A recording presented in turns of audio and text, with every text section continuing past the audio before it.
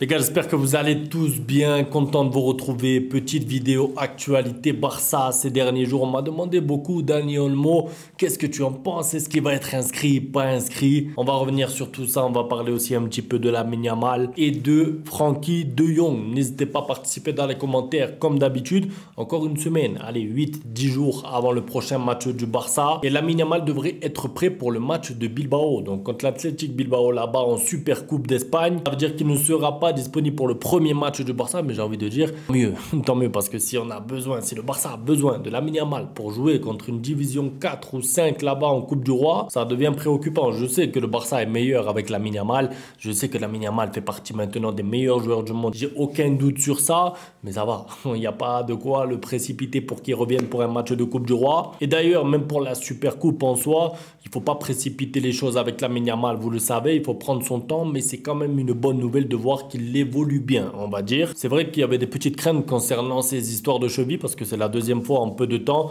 mais je suis content de voir qu'il évolue bien et le Barça pourra bientôt compter sur lui, on va dire, pour les grosses échéances. Ça veut dire que si le Barça est capable d'éliminer Bilbao avec un Lamine Yamal pas encore à 100%, peut-être qu'il sera à 100% pour la finale et pour un potentiel classico, vous le savez. Bref, on attend tout ça, on va pas s'avancer parce que jouer là-bas à Bilbao, je vous le dis, il n'y a rien de garanti. Vous n'êtes pas encore qualifié. Ça va être très difficile. On n'en est pas encore là.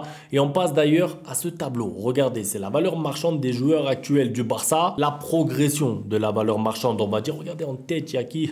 C'est pas une surprise. Évidemment, Lamine Yamal. Valeur marchande, s'il vous plaît, 180 millions. C'est quand même incroyable quand on remet dans le contexte. Parce que moi, je veux bien Neymar à son prime qui valait 220 millions et tout. Mais là, Lamine Yamal a que 17 ans. Il n'a même pas eu encore 18 ans.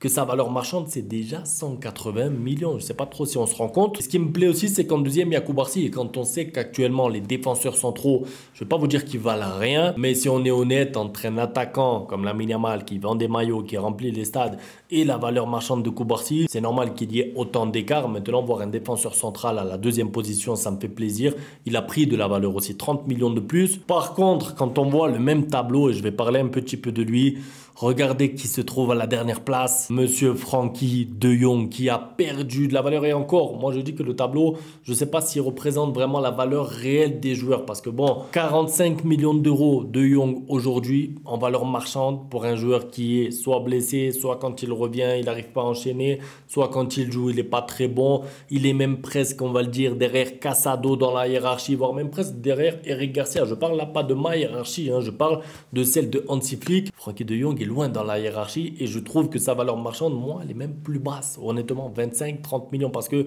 à part un club anglais, allez, un club de première ligue qui mettrait 60-75 millions peut-être sur lui, dans tous les autres championnats, franchement, que ce soit les équipes italiennes ou d'autres équipes espagnoles ou des équipes de Ligue 1, je sais pas, sa valeur marchande, ça serait du 25, du 30, du 35 millions d'euros. Et si je vous parle de ça, c'est parce que justement, si le club en avait l'opportunité, il aimerait vendre De Jong dès cet hiver. Sa valeur marchande est estimée à 45 millions d'euros. Le Barça se satisfait de ce chiffre. Le Barça se satisfait de ce chiffre, mais je vous ai dit, il faut réussir à trouver un club acheteur en plein hiver de Frenkie de Jong sur une jambe qui, on ne sait pas, est-ce qu'il va finir par se faire opérer parce que sa cheville, sa jambe, on ne sait pas. Franchement, le dossier Frenkie de Jong est complexe. Alors moi, c'est un joueur que j'ai toujours aimé et que j'ai toujours défendu, mais la vérité, c'est que ça devient compliqué pour lui et que si le Barça peut gagner de l'argent sur le dossier de Jong, il va falloir le faire, surtout quand on connaît la situation actuelle. On en parlera un petit peu plus tard avec Dani Olmo. Et en fait, c'est vrai que le dossier de Jong, il est quand même particulier et on est un peu divisé dans la communauté Barça, je trouve, parce que moi, souvent, je demande autour de moi, de Jong, tu en penses quoi? Autant, il y en a, ils vont le défendre à fond et dire c'est le meilleur milieu de terrain du monde, il faut le garder à tout prix. Et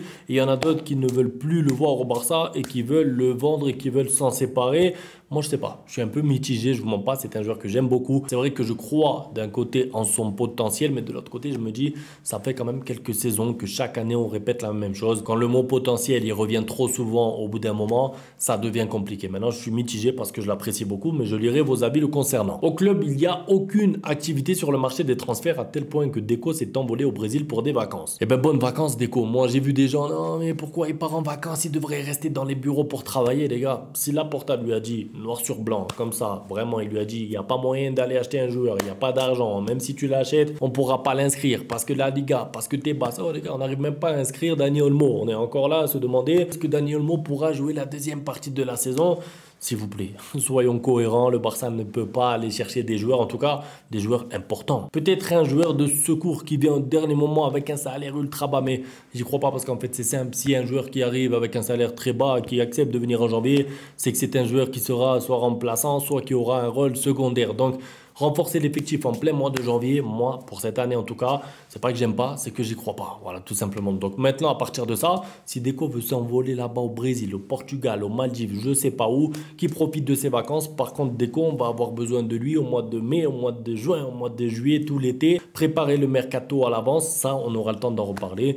Mais qui prennent des vacances maintenant parce que c'est la fin de l'année, s'il y a rien à faire, prends tes vacances. Le Barça pourra inscrire Dani Olmo et Pau Victor. Laporta a conclu un accord pour 100 millions qui permet l'inscription des deux. Le Barça revient enfin à la règle du 1 pour 1. Cette histoire, je vous le dis, moi, elle m'a fatigué. Cette histoire de la règle du 1 pour 1, des contrats de Nike, du nouveau Camp Nou. Et en fait, moi, si j'en parle pas souvent de tout ça, c'est parce que ça m'a fatigué. C'est difficile de revenir sur le même sujet tous les 2 mois, de vous parler du 1 pour 1, du club qui a un problème avec les masses salariales et de l'autre côté, la Liga, Tebas, tout ça. Franchement, c'est fatigant. Moi, j'aime parler football, vous le savez, sur la chaîne, les débriefs de match et tout. Si c'est pour vous faire des cours d'économie pendant 10 minutes que vous vous ennuyez devant la vidéo, c'est pas le but. Donc c'est pour ça que j'en parle pas souvent. C'est pas parce que je suis pas, parce que des fois je reçois des messages.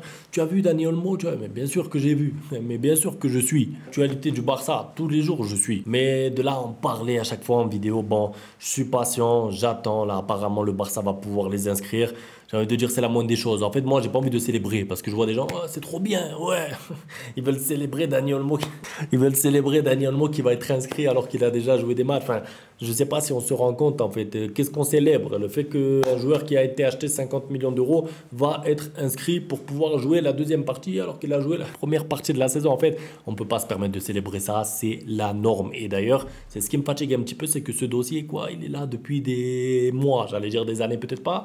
Depuis 2 ans. On parle du 1 pour 1, du Barça qui revient enfin, du Barça qui va pouvoir finalement inscrire ses joueurs de manière normale. Finalement, c'est des choses qui traînent des mois et des mois. Maintenant, bien sûr que je suis content parce que ça aurait été un drame. En fait, ça aurait été dramatique que Dani Olmo, qui a été votre recrue phare, votre seul recrue, puisse jouer la première partie de la saison avec en plus, disons-le parce que c'est ça le pire, c'est que Dani Olmo a été un peu blessé, un peu fatigué, un peu géré pour justement être présent pour la deuxième partie de la saison. Il manquerait plus que finalement, parce qu'il y a des problèmes administratifs, il ne puisse pas jouer la deuxième partie de la saison. Vous vous rendez compte? Bon, en tout cas, voilà.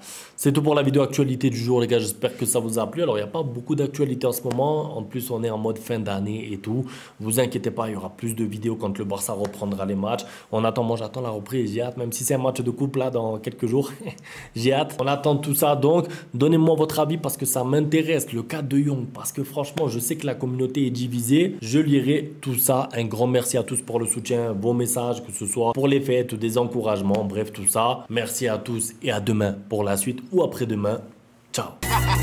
Bang, bang, bang, bang, code bye. Ustedes pueden aceptar mi negocio o aceptar las consecuencias. Plata o plomo.